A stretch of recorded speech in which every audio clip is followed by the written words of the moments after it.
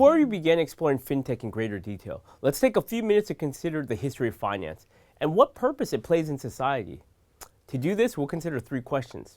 1, what is money? 2, how do we value money? And 3, why do we have banks? Answering these questions will help us understand the rise of fintech and the moral underpinnings that make up the foundation of the industry. And for those of you in the finance space, please bear with us for a moment. This course is being taken by diverse people from all over the world, and it's going to cover some pretty complicated ideas. But we need everyone to have a clear foundation on some of the major principles so that we can move into some of the more advanced concepts. Now, in reality, society is at a stage where we all should take a step back and review the nature of the finance industry. So whether you're new to finance or a savvy industry veteran, let's revisit these foundational principles together. A few weeks ago, while I was walking my 7-year-old daughter Lola to school, she asked me a question that caught me completely off guard. She looked up to me as we were walking hand in hand and said, "Daddy, what is money?"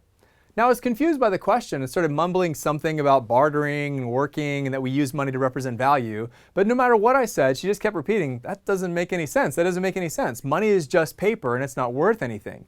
Well, what I failed to explain to her 7-year-old mind is a key lesson of finance upon which much of society is built. That the value of money is a social construct built on trust. Let's look at this another way. Close your eyes and imagine you were just given $1 million. And really, close your eyes. Just trust me for a minute. Now picture it. Really try to think about what you could buy for $1 million. But now, wait a minute. I didn't tell you the currency of the $1 million. Think about how different that consideration would be if the currency was US dollars versus Hong Kong dollars or some other type of dollar. As you probably know, the value of money fluctuates based on the relative value of the currency. And this calculation also changes depending on the time. So a currency may be more or less valuable today than it was yesterday. Now, this has been starkly evident when observing the massive fluctuations of cryptocurrencies like Bitcoin over the past few years. Okay, now one last consideration. Close your eyes again and envision what you can buy with US $1 million. Now try to picture it.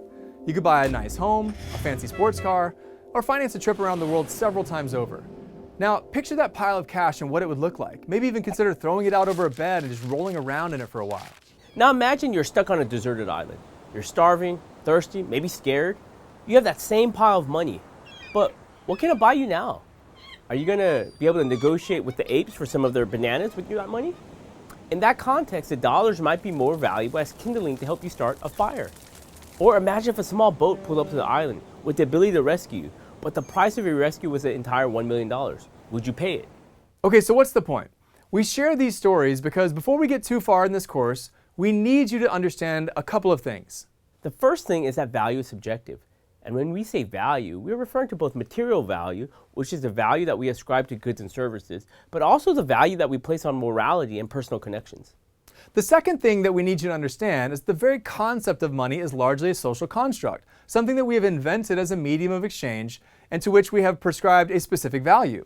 Now, as my daughter Lola noticed at 7 years old, in a vacuum, money by itself isn't really worth anything. And when stuck alone on an island, your banknotes carry little value.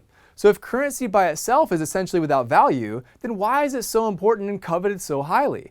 To understand that, we have to go back a few centuries.